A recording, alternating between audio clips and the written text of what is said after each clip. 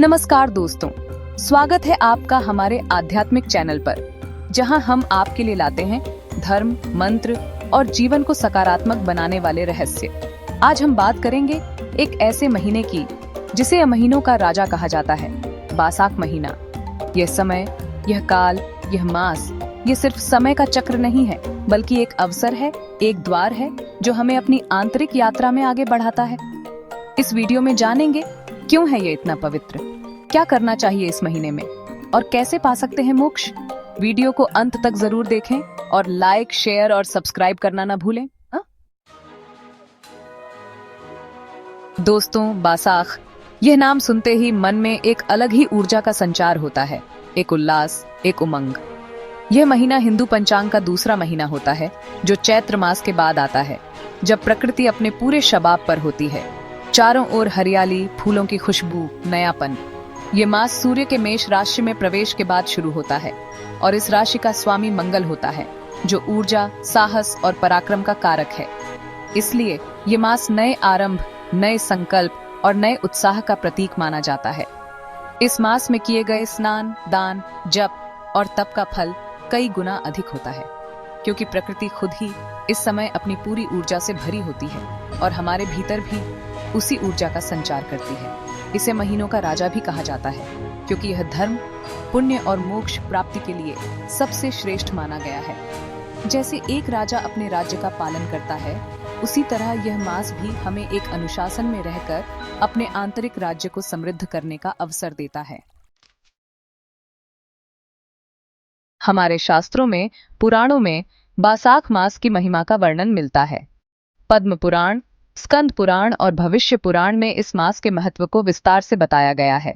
यह मास भगवान विष्णु को अत्यंत प्रिय है और ऐसी मान्यता है कि इस माह में भगवान विष्णु स्वयं पृथ्वी पर अवतरित होकर भक्तों को आशीर्वाद देते हैं। इसलिए इसे माधव मास भी कहा जाता है। इस माह में गंगा स्नान का विशेष महत्व है। ऐसा माना जाता है कि ब्रह्मा जी ने ब्रह्मांड की रचना के बाद सबसे पहले बैसाख मास में ही गंगा को पृथ्वी पर अवतरित किया था। इसलिए इस माह में गंगा स्नान करने से जन्मों के पाप नष्ट होते हैं और मनुष्य को मोक्ष की प्राप्ति होती है। इस मास में तुलसी सेवा का भी विशेष महत्व है। तुलसी को मां लक्ष्मी का स्वरूप माना जाता है और ऐसी मान्यता है कि इस माह में तुलसी की सेवा करने से मां लक्ष्मी प्रसन्न होती हैं और धन धान्य की वृद्धि होती है। इस महीने के हर दिन को पुण्य दिवस माना जाता है, इसलिए इस मास में दान पुण्य करने का भी विशेष महत्व है। अन्नदान, वस्त्रदान, जलदान, जो भी दान आप करते हैं वह आपको अनंत गुना फल देता है। अब सवाल यह उठता है कि इस पावन मास में हमें क्या करना चाहिए, कैसे इस अवसर का लाभ उठाएं। तो आइए जानते हैं कुछ ऐसे कार्यों के बारे में जो इस मास में करना शुभ माना जाता है। सबसे पहले तो प्रातःकाल जल्दी उठकर स्नान करें।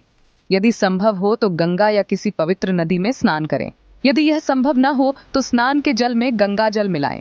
स्नान करते समय एयूएम नमो नारायणाय मंत्र का जाप करें। स्नान के बाद भगवान विष्णु और मां लक्ष्मी की पूजा करें। पूजा में तुलसी दल अवश्य चढ़ाएं। पूजा के बाद गीता पाठ, विष्णु सहस्त्रनाम और नारायण कवच का पाठ करें। यदि यह सब संभव न हो तो केवल एयूएम नमो नारायणाय मंत्र का जाप करें। इस मास में दान पुण्य का विशेष महत्व है। अन्न, जल, छाता, वस्त्र और चरण पादुका का दान करें। जरूरतमंदों की मदद करें। बरगद और पीपल के पेड़ की पूजा करें। दीपक जलाएं। इन पेड़ों में देवताओं का वास माना जाता है और इनकी पूजा से विशेष फल की प्राप्ति होती है। जिस प्रकार कुछ कार्य ऐसे होते हैं जो इस माह में करना शुभ माना जाता है, उसी प्रकार कुछ कार्यों से बचना भी जरूरी होता है। इस मास में मांस, मदिरा, प्याज, लहसुन का सेवन न करें। ये शरीर और मन दोनों को अशुद्ध करते हैं और इस मास में हमें अपने तन और मन को पवित्र रखना चाहिए।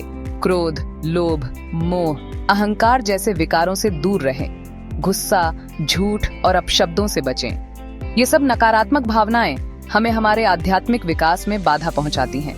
पेड़ों को काटना, जानवरों को कष्ट देना और आलस्य से रहना वर्जित है। यह मास प्रकृति के साथ तालमेल बनाकर रहने का संदेश देता है। इसलिए हमें प्रकृति का सम्मान करना चाहिए और उसे नुकसान नहीं पहुंचाना चाहिए। इस मास में हमें अपने आहार विहार का विशेष ध्यान रखना चाहिए। साधारण और सात्विक भोजन करें। फल, सब्जियां, दूध, दही आदि का सेवन करें। तला भुना और बासी खाना न खाएं। दोस्तों, बैसाख मास के महत्व को हम केवल धार्मिक नजरिए से ही नहीं देखते, बल्कि वैज्ञानिक दृष्टिकोण से भी देखते हैं। यह समय गर्मियों का होता है और गर्मी में जल का महत्व बढ़ जाता है।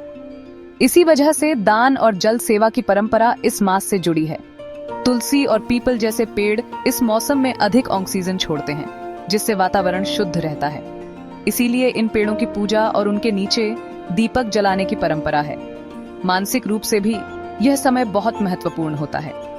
गर्मी के कारण हमारे शरीर में पित्त दोष बढ़ जाता है, जिससे क्रोध, चिड़चिड़ापन जैसी भावनाएं उत्पन्न होती हैं। इसलिए इस मास में मन को शांत रखना, ध्यान करना, योग करना बहुत जरूरी होता है। इस मास में हमें प्रकृति के करीब जाने का भी संदेश मिलता है। प्रकृति में समय बिताएं, पेड़ पौधों के बीच बैठें, नदी नालों के किनारे टहलें। ये सब चीजें हमें मानसिक शांति और सकारात्मक ऊर्जा प्रदान करती हैं। तो दोस्तों, बैसाख महीना केवल धार्मिक रूप से नहीं, बल्कि वैज्ञानिक रूप से भी अत्यंत महत्वपूर्ण है। यह माह हमें एक अवसर देता है अपने आप को बाहरी और आंतरिक रूप से शुद्ध करने का, अपने जीवन को एक नई दिशा देने का। अगर आप इस मास की पवित्रता को समझते हैं और इन उपायों को अपनाते हैं, तो आपके जीवन में सुख, शांति और समृद्धि आएगी। आपका मन शांत होगा, तन स्वस्थ होगा और आत्मा प्रसन्न होगी।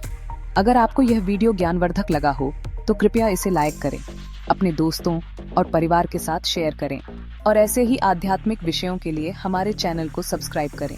नीचे कमेंट करके बताएं कि आप बैसाख महीने में कौन कौन से नियम अपनाते हैं। ध्यान रखें, यह जीवन एक उत्सव है और यह माह हमें इस उत्सव को और भी खूबसूरत बनाने का संदेश देता है।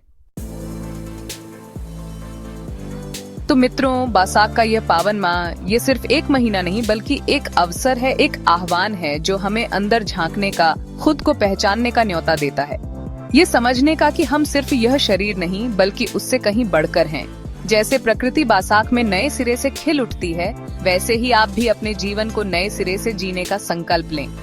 बुराइयों को त्यागें, अच्छाइयों को अपनाएं और जीवन के इस अनमोल उपहार को सार्थक बनाएं। मुझे उम्मीद है कि आप सब इस पावन मास का लाभ उठाएंगे और अपने जीवन को और भी सुंदर और सार्थक बनाएंगे।